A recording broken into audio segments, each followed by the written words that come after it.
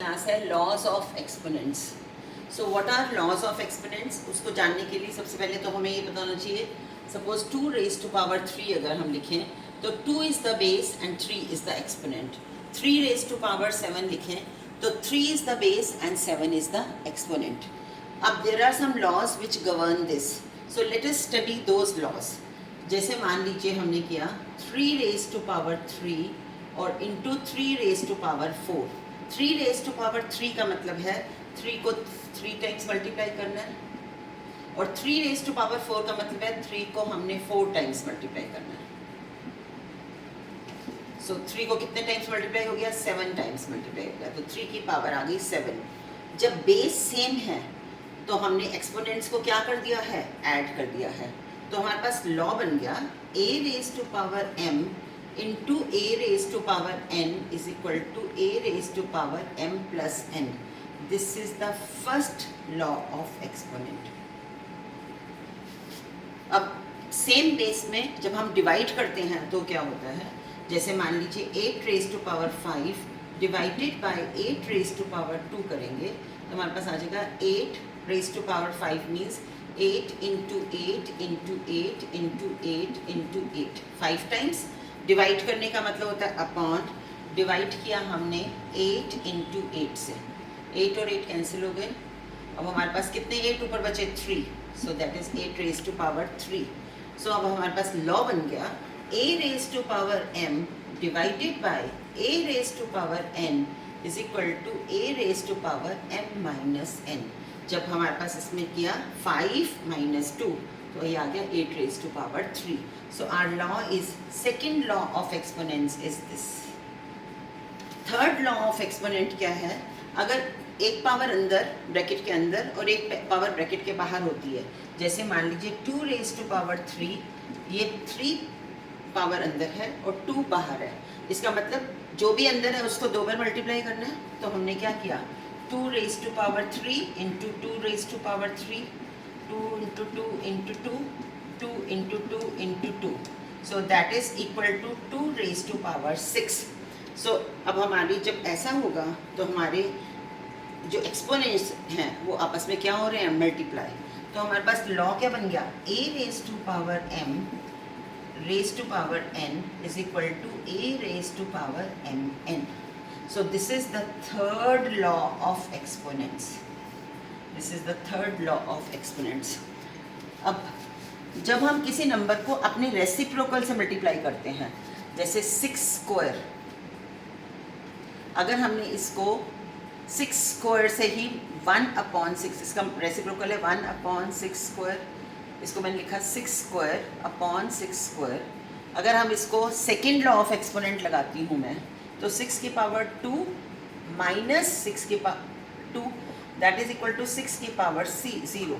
But हमें ये पता है कि जब किसी भी नंबर को उसके रेसिप्रोकल से मल्टीप्लाई करते हैं तो that is equal to what? 1। इसका मतलब 6 की पावर 0 इज इक्वल टू 1। इसका एक और एग्जाम्पल ले लेती हूँ मैं।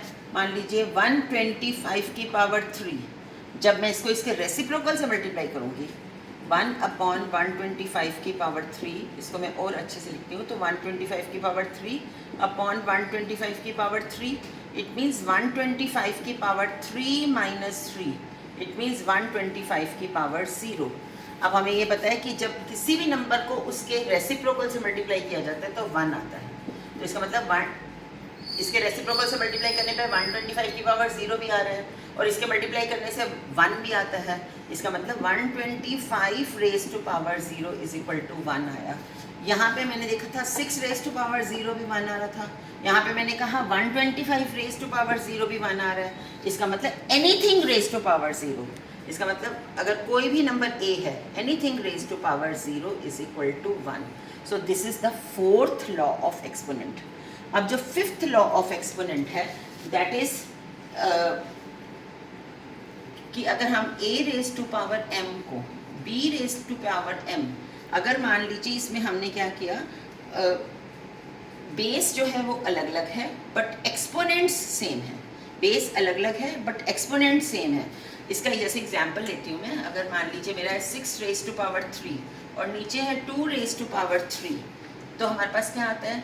6 इंटू 6 इंटू 6, नीचे आ गया 2 इंटू 2 इंटू 2, सबको कैंसिल किया, मेरे पास 3 3 3, तो मेरे पास कितनी मान आ गया 3 रेज टू पावर 3, तो I can still say 6 upon 2 raise to power 3, that is 3 raise to power 3.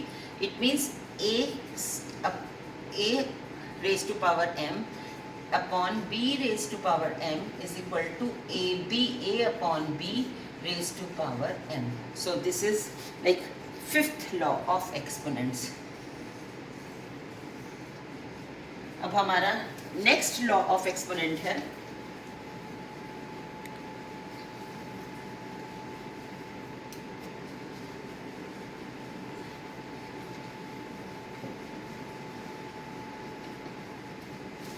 so our next law of exponents जो है that is like हमारे पास है, अगर मान लीजिए हमारे पास है 6 raise to power 3 into 2 raise to power 3. अब हमारे पास बेस अलग अलग है बट एक्सपोनेंट सेम है, तो हमारे पास क्या आ जाएगा, इसको मैंने किया तो 6 इंटू 6 इंटू 6, 2 इंटू 2 इंटू 2, इसको मैं थोड़ा रीअरेंज कर लेती हूँ, 6 इंटू 2, फिर दोबारा 6 इंटू 2, 6 इंटू 2, ये मेरे पास आ गया 12 रेज टू पावर 3. तो जब हमारे पास बेस अलग अलग हैं तो हमने इन दोनों को क्या कर देते हैं मल्टीप्लाई, और पावर सेम रहती है, तो हमारे पास आ गया a raise to power m into b raise to power m, that is equal to ab raise to power m. So this is our next law of exponents. पर क्या फ्रैक्शन में भी एक्सपोनेंट्स होते हैं? यस, फ्रैक्शन में exponents होते हैं और उनसे हम परिचित भी हैं, उनको हम जानते भी हैं. हम पर उसको एक्सपोनेंशियल फॉर्म में नहीं, रेडिकल फॉर्म में जानते हैं. सो जैसे square root of 3, actually this is what 3 की पावर 1/2. अगर मैं कहूँ थर्ड रूट ऑफ 27 तो उसे बोलते हैं 27 की पावर 1/3. सो इसको हम स्क्वायर रूट, क्यूब रूट, पर उसके आगे वाले हम उसको फोर्थ रूट, फिफ्थ रूट ही बोलते हैं. जब पहला और दूसरा हुआ तो हमने उनके नाम दे दिए स्क्वायर रूट, क्यूब रूट, पर उसके आगे वाले को third root, fourth root, fifth root, sixth root ऐसे ही बोलते हैं इनको. तो अब हमारे पास क्यूब रूट ऑफ, अगर मान लीजिए मैं कहती हूँ फिफ्थ रूट ऑफ 29, ऐसा भी हो सकता है. It means 29 raise to power 1/5. So this is radical form, this is what exponential form. अब हमारे पास कुछ इन पर बेस्ड क्वेश्चंस आपकी एनसीईआरटी में भी हैं और आपके वर्कशीट में भी हैं, इन पर बेस्ड सम्स. तो हम उनको सॉल्व करने के लिए मैं आपको थोड़ा गाइडेंस देती हूँ कि आपको उसको कैसे सॉल्व करना है.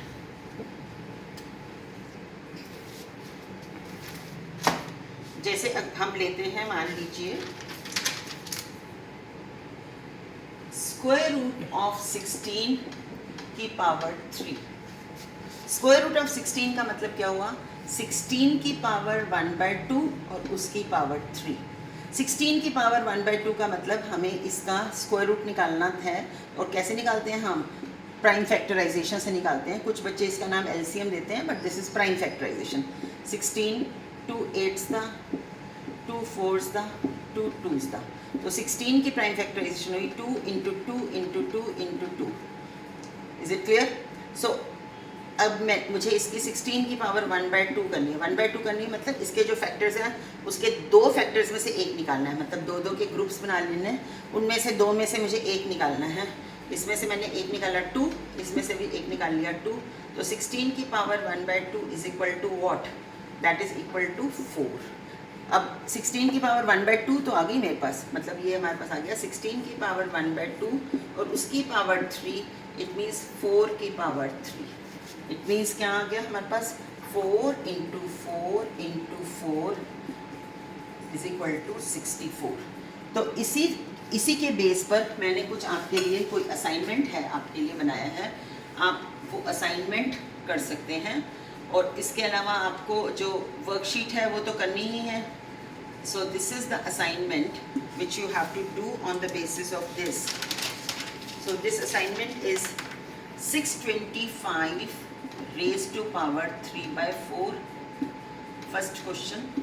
सेकेंड क्वेश्चन है हमारा 343 raise to power 2/3। Third question है हमारे पास 11 raise to power 0 plus 12 raise to power 0 plus 13 raise to power 0। Fourth question है हमारे पास 5 raise to power 1/2 into 5 raise to power 3/2। Fifth question है हमारे पास 21 into 20 raise to power 0। Next question है सिक्स्थ हमारे पास 5 raise to power -3। Seventh question है हमारे पास 125 raise to power 2/3। Eighth question है हमारे पास 16 raise to power 3/4। So please do all these questions as well as the questions given in the worksheet. You will be able to do it. Thank you.